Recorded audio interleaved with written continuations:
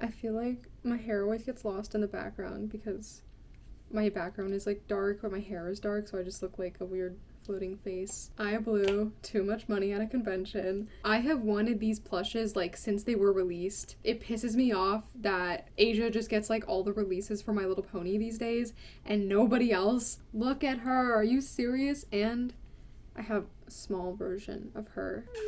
I haven't made this big of a step in my pony collection in a while, so like, I don't know, it was low-key, it was way too much money. She has like shimmery eyeballs. I didn't notice that when I bought her. So I was a child in 2012. Around that time there was a lot of end of the world media because the Mayan calendar was projected to end that year, I think, or it did end. My zombie phase was, I think, one of my earliest phases that I can remember. It was right before I discovered anime, and you have to remember, like, I was still learning how to use the internet. I spent a few years totally obsessed with zombies in the apocalypse and how I personally would survive. I never had anyone around me that was into zombies. Like, this was an obsession that developed over a singular summer vacation where I wasn't like around my friends really. So I've identified a collection of things that fueled my zombie phase. Build to Survive the Zombies. It was a Roblox game released in 2011 by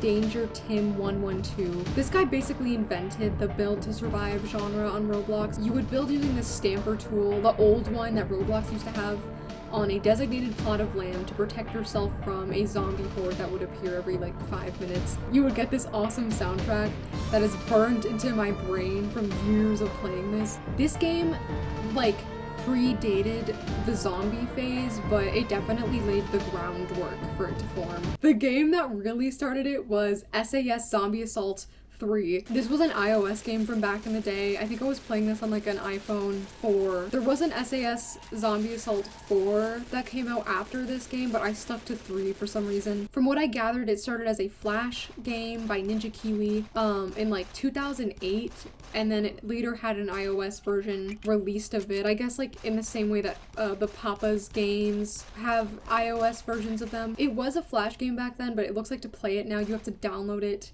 to your PC because Flash is dead. Hearing like the opening ambiance sound is super nostalgic for me. The way the buttons sound, the sound effect. The iOS version was all I had back then. Like I didn't have my PC, so I was just constantly on my phone like playing this game. This game was like my main zombie media at the time besides watching whatever I could find on YouTube. I got my sister into it, and this is the first time I can remember like being good at a video game and like really leveling up and getting into it. And I really appreciated that even when I wasn't paying real world money to get upgrades, the upgrades that were available to me were like good. Like I still felt like I was leveling up, like I was getting somewhere. So the summer vacation where this was happening, I was staying at my grandparents' house in Puerto Rico. For this video I'm gonna be saying Puerto Rico, like the American white girl version.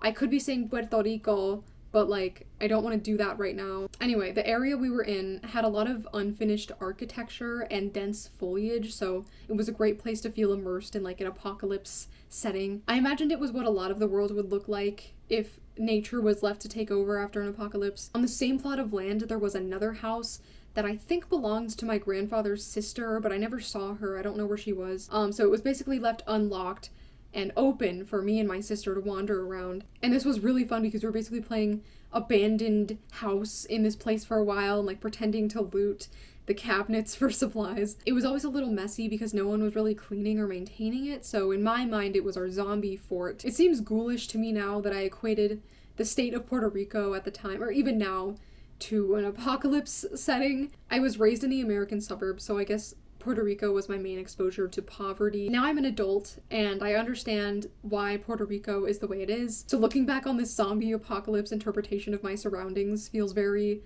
childlike and innocent, even though it was like about the world ending. Our next Roblox game, Apocalypse Rising. I started playing this game during the summer, but once school started, I would come home every day and immediately get online and play it for like 30 minutes because I loved the feeling it gave of like a truly abandoned and desolate and even like a liminal world. And I loved the foraging aspect of it, the looting aspect of it. But I was bad at most video games, and I still am, and I'm really bad at shooters, so I would usually die after these 30 minutes or just get scared by something and log off. So 30 minutes was like my limit. But those few moments of just starting anew and hunting for supplies were super nice for me. I'm sure this game has had a few updates since I last played it, but the 2014-ish version is what I remember. It seems so primitive now compared to modern Roblox, but I remember at the time it was super cutting edge. Any game where you could like maintain an inventory outside of the standard Roblox toolbar was like super advanced. I thought about revisiting it for the purpose of this video, but I would rather remember it the way it was. I still have relics of my zombie phase. This is just like playing cards that I got at the time. The box is super worn out, and I remember like my friends hated when I whipped these out to play cards because they are just like kind of ugly, but like they had zombies on them. Some of the cards have illustrations on them and some of them don't, but the backs of the cards are like the suit illustrations but zombified, which is so freaking cool. The illustrator is, I remember looking this up when I first got them, Todd Brainard. I wonder who his agent is.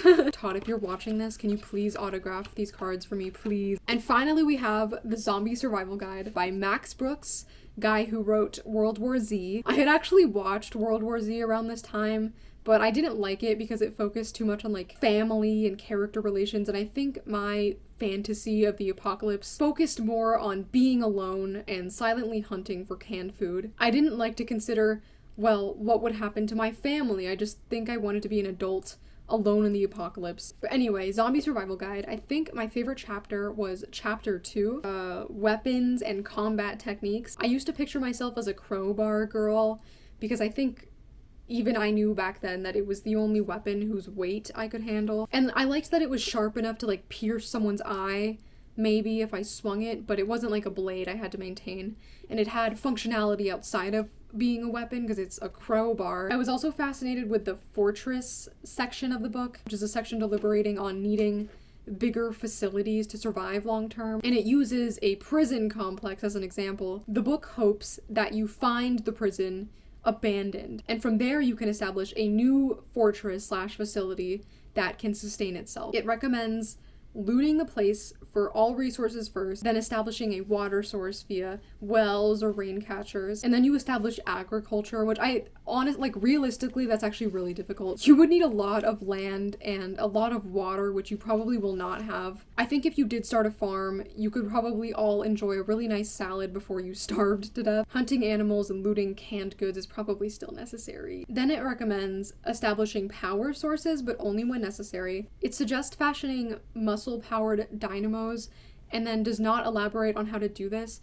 And now I know it's because the author doesn't know what he's talking about, but when I was a kid, I believed he didn't elaborate because I thought that just like that was something adults knew about and knew how to do. And then the last thing is you establish an emergency plan in case of a zombie attack. You're supposed to only choose like one cell block that's like impenetrable, and that's the place where everyone is like eating and sleeping. You still try to prevent the rest of the compound from being taken over, but that's like if you have the resources. And once all of this is done and established, then you focus on reconnecting with each other as humans and like playing games and singing songs and stuff. On the Run is also a fun chapter. It discusses the protocol for when you need to travel outside of your fort, which you should avoid doing, I guess. Staying silent in small groups, don't go on side quest, don't go out there without a destination in mind, and when you have your destination, try to establish that it's safe beforehand with radios. I remember thinking about that chapter a lot when playing Apocalypse Rising. This book, it like at the beginning of this book, it has like a disclaimer like everything is fictional, none of this is real. Or wait, I guess it doesn't say that. Does it have a disclaimer? Did I like imagine that? But it establishes the Solanum virus. Solanum works by traveling through the bloodstream from the initial point of entry to the brain through means not yet fully understood. The virus uses the cells of the frontal lobe for replication, destroying them in the process. During this period, all bodily functions cease. By stopping the heart, the infected subject is rendered dead. The brain, however, remains alive but dormant. This new organism is a zombie, a member of the living dead. It details like the symptoms, the stages, treatment.